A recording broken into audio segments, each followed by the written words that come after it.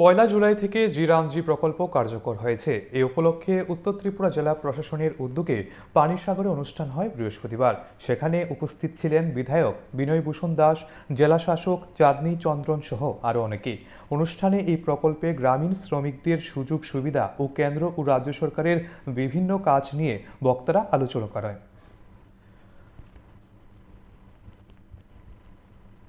একটু আগে বলছিলাম যে পানিসাগর নাম তো পানিসাগর, কিন্তু আজকে পানি আসবে না, যেহেতু এখানে প্রোগ্রাম রয়েছে আপনাদের। বৃষ্টি হচ্ছে না, এটা আমাদের সৌভাগ্য যে আমরা ওনাদের সম্মান দিতে পারছি। বৃষ্টি হলে অনেক সমস্যা হয়ে যেত, এটা প্রভুর ইচ্ছা। আমাদের ভারতের যশস্বী প্রধানমন্ত্রী নরেন্দ্র মোদীজি কি বলেন, উনি বলছেন যে 1947 সালে দেশ স্বাধীন হয়েছিল, 2047 সালে 100 বছর পূর্তি হবে। ওই দিনে পৌঁছার আগ পর্যন্তই আমরা ভারতকে বিকশিত করতে চেষ্টা করব এবং আমরা আলটিমেট গোলে পৌঁছে যাব।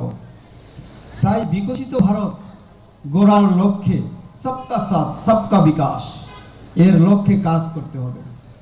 তিনি কি বলছেন?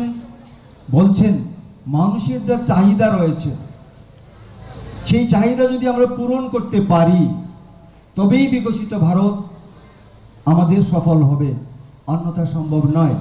তাই মানুষের যে অ্যাম্বিশন রয়েছে, তাই আমাদের সরকারের মিশন, এবং সেই মিশনে আমরা পৌঁছবই।